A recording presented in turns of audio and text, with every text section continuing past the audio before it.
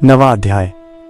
युधिष्ठिर आदि का भीष्म जी के पास जाना और भगवान श्री कृष्ण की स्तुति करते हुए भीष्म जी का प्राण त्याग करना। सूत जी कहते हैं, इस प्रकार राजा युधिष्ठिर प्रजाद्रोह से भयभीत हो गए। फिर सब धर्मों का ज्ञान प्राप्त करने की इच्छा से उन्होंने कुरुक्षेत्र की यात्रा की, जहां भीष्म पितामह शरशैया पर पड़े हुए थे। शौनकादि ऋषियों। उस समय उन सब भाइयों ने स्वर्ण जटित रथों पर, जिनमें अच्छे अच्छे घोड़े जुते हुए थे, सवार होकर अपने भाई युधिष्ठिर का अनुगमन किया।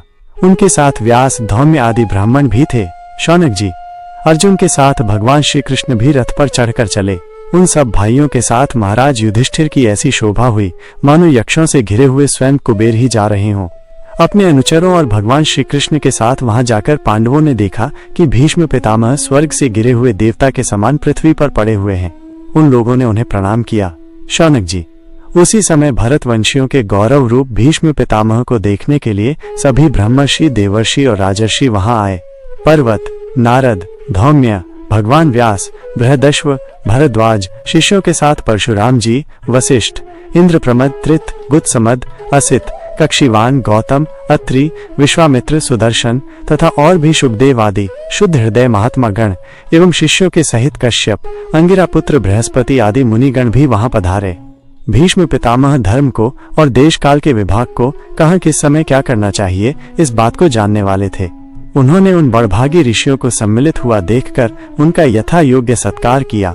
वे भगवान श्री कृष्ण का प्रभाव भी जानते थे, अतः उन्होंने अपनी लीला से मनुष्य का वेश धारण करके वहां बैठे हुए तथा जगदीश्वर के रूप में हृदय में विराजमान भगवान श्री कृष्ण की बाहर तथा भीतर दोनों जगह पूजा की। पांडव बड़े विनय और प्रेम के साथ भीष्म पितामह के पास बैठ गए। उन्हें देखकर भीष्म पितामह की आंखें प्रेम के आंसुओं से भर गईं। उन्होंने उनसे कहा, धर्मपुत्रों, हाय, ये बड़े कष्ट और अन्याय की बात है कि तुम लोगों को ब्राह्मण, धर्म और भगवान के आश्रित रहने पर भी इतने कष्ट के साथ जीना पड़ा, जिसके तुम कदापि योग्य नहीं थे। अतिरथी पांडु की मृत्यु के समय तुम्हारी अवस्था बहुत छोटी थी। उन दिनों तुम लोगों के लिए कुंती रानी को और साथ साथ तुम्हें भी बार बार बहुत से कष्ट झेलने पड़े। जिस प्रकार बादल वायु के वश में रहते हैं, वैसे ही लोकपालों के सहित सारा संसार काल भगवान के अधीन है। मैं समझता हूँ कि तुम लोगों के जीवन में ये जो अप्रिय घटनाएं घटित हुई हैं, वे सब उन्हीं की लीला हैं। नहीं तो जहाँ साक्षात धर्मपुत्र राजा युधिष्ठिर हो, गदाधारी भीमसेन और धनुर्धारी अर्जुन रक्षा का काम कर रहे हो, गांडीव धनुष हो और स्वयं श्री कृष्ण सुहृद हो, भला वहां भी विपत्ति की संभावना है। ये काल स्वरूप श्री कृष्ण कब क्या करना चाहते हैं, इस बात को कभी कोई नहीं जानता। बड़े बड़े ज्ञानी भी इसे जानने की इच्छा करके मोहित हो जाते हैं। युधिष्ठिर, संसार की ये सब घटनाएं ईश्वर इच्छा के अधीन हैं। उसी का अनुसरण करके तुम इस अनाथ प्रजा का पालन करो, क्योंकि अब तुम ही इसके स्वामी और इसे पालन करने में समर्थ हो। ये श्री कृष्ण साक्षात भगवान है। ये सबके आदि कारण और परम पुरुष नारायण हैं। अपनी माया से लोगों को मोहित करते हुए ये यदुवंशियों में छिपकर लीला कर रहे हैं। इनका प्रभाव अत्यंत गूढ़ एवं रहस्यमय है। युधिष्ठिर, उसे भगवान शंकर, देवर्षि नारद और स्वयं भगवान कपिल ही जानते हैं, जिन्हें तुम अपना ममेरा भाई, प्रिय मित्र और सबसे बड़ा हितु मानते हो, तथा जिन्हें तुमने प्रेमवश अपना मंत्री, दूत और सारथी तक बनाने में संकोच नहीं किया है, वे स्वयं परमात्मा हैं। इन सर्वात्मा, समदर्शी, अद्वितीय, अहंकार रहित और निष्पाप परमात्मा में उन ऊंचे नीचे कार्य के कारण कभी किसी प्रकार की विषमता नहीं होती।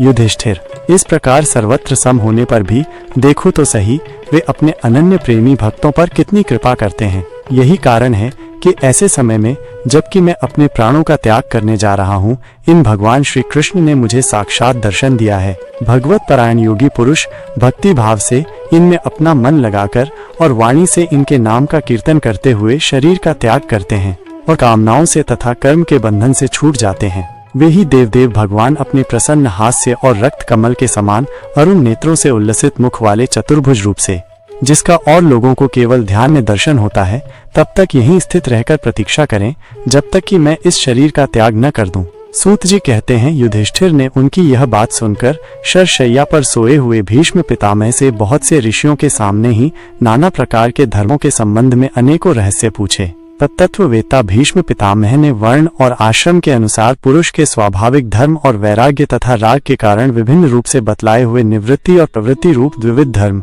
दान धर्म, राजधर्म, मोक्ष धर्म, स्त्री धर्म और भगवत धर्म, इन सबका अलग अलग संक्षेप और विस्तार से वर्णन किया। शौनक जी, इनके साथ ही धर्म, अर्थ, काम और मोक्ष, इन चारों पुरुषार्थों का तथा इनकी प्राप्ति के साधनों का अनेकों उपाख्यान और इतिहास सुनाते हुए विभागशः वर्णन किया। भीष्म पितामह इस प्रकार धर्म का प्रवचन कर ही रहे थे कि वे उत्तरायण का वह समय आ पहुंचा जिसे मृत्यु को अपने अधीन रखने वाले भगवत परायण योगी लोग चाहा करते हैं। उस समय हजारों रथियों के नेता भीष्म पितामह ने वाणी का संयम करके मन को सब ओर से हटाकर अपने सामने स्थित आदि पुरुष भगवान श्री कृष्ण में लगा दिया। भगवान श्री कृष्ण के सुंदर चतुर्भुज विग्रह पर उस समय पीतांबर फहरा रहा था। भीष्म जी की आंखें उसी पर एकटक लग गईं। उनको शस्त्रों की चोट से जो पीड़ा हो रही थी वो तो भगवान के दर्शन मात्र से ही तुरंत दूर हो गई तथा भगवान की विशुद्ध धारणा से उनके जो कुछ अशुभ शेष थे वे सभी नष्ट हो गए। अब शरीर छोड़ने के समय उन्होंने अपनी समस्त इंद्रियों के वृत्ति विलास को रोक दिया और बड़े प्रेम से भगवान की स्तुति की। भीष्म जी ने कहा, अब मृत्यु के समय मैं अपनी यह बुद्धि जो अनेक प्रकार के साधनों का अनुष्ठान करने से अत्यंत शुद्ध एवं कामना रहित हो गई है, यदुवंश शिरोमणि अनंत भगवान श्री कृष्ण के चरणों में समर्पित करता हूँ, जो सदा सर्वदा अपने आनंदमय स्वरूप में स्थित रहते हुए ही कभी विहार करने की, लीला करने की इच्छा से प्रकृति को स्वीकार कर लेते हैं, जिससे यह सृष्टि परंपरा चलती है, जिनका शरीर त्रिभुवन सुंदर एवं श्याम तमाल के समान सांवला है, जिस पर सूर्य रश्मियों के समान श्रेष्ठ पीतांबर लहराता रहता है और कमल सदृश मुख पर घुंघराली अलके लटकती रहती हैं, उन अर्जुन सखा श्री कृष्ण में मेरी निष्कपट प्रीति हो।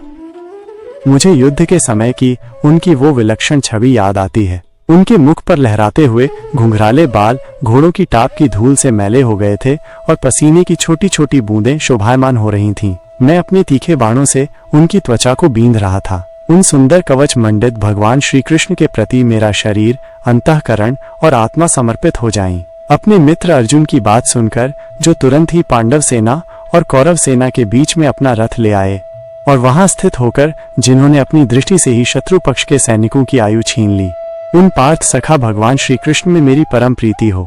अर्जुन ने जब दूर से कौरवों की सेना के मुखिया हम लोगों को देखा, तब पाप समझकर वो अपने स्वजनों के वध से विमुख हो गया। उस समय जिन्होंने गीता के रूप में आत्मविद्या का उपदेश करके उसके सामयिक अज्ञान का नाश कर दिया, उन परम पुरुष भगवान श्री कृष्ण के चरणों में मेरी प्रीति बनी रहे। मैंने प्रतिज्ञा कर ली थी कि मैं श्री कृष्ण को शस्त्र ग्रहण कराकर छोड़ूंगा। उसे सत्य एवं ऊंची करने के लिए उन्होंने अपनी शस्त्र ग्रहण न करने की प्रतिज्ञा तोड़ दी। उस समय वे रथ से नीचे कूद पड़े और सिंह जैसे हाथियों को मारने के लिए उस पर टूट पड़ता है, वैसे ही रथ का पहिया लेकर मुझ पर झपट पड़े। उस समय वे इतने वेग से दौड़े कि उनके कंधे का दुपट्टा गिर गया और पृथ्वी कांपने लगी। मुझ आतताई ने तीखे बाण मार मार कर उनके शरीर का कवच तोड़ डाला था, जिससे सारा शरीर लहूलुहान हो रहा था। अर्जुन के रोकने पर भी वे बलपूर्वक मुझे मारने के लिए मेरी ओर दौड़े आ रहे थे।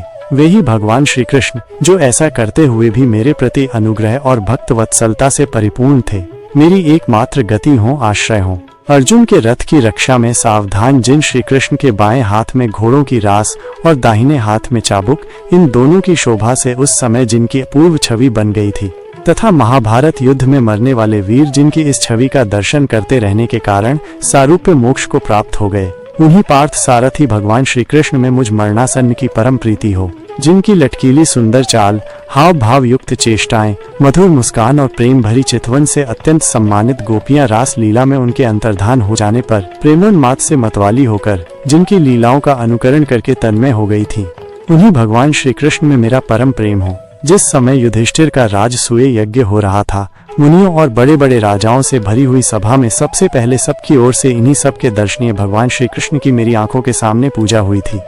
वे ही सबके आत्मा प्रभु आज इस मृत्यु के समय मेरे सामने खड़े हैं। जैसे एक ही सूर्य अनेक आंखों से अनेक रूपों में दिखते हैं, वैसे ही अजन्मा भगवान श्री कृष्ण अपने ही द्वारा रचित अनेक शरीरधारियों के हृदय में अनेक रूप से जान पड़ते हैं।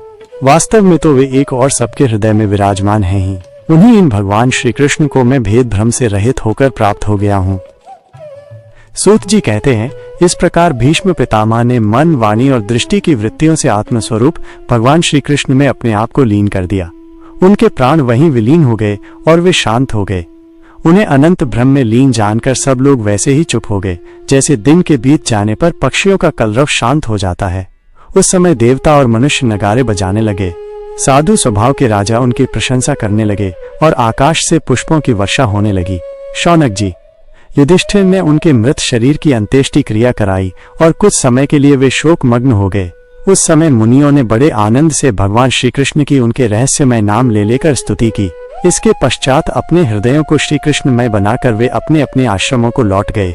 तदनंतर भगवान श्री कृष्ण के साथ युधिष्ठिर हस्तिनापुर चले आए और उन्होंने वहां अपने चाचा धृतराष्ट्र और तपस्विनी गांधारी को ढाढ़स बंधाया। फिर धृतराष्ट्र की आज्ञा और भगवान श्री कृष्ण की अनुमति से समर्थ राजा युधिष्ठिर अपने वंश परंपरागत साम्राज्य का धर्म पूर्वक शासन करने लगे।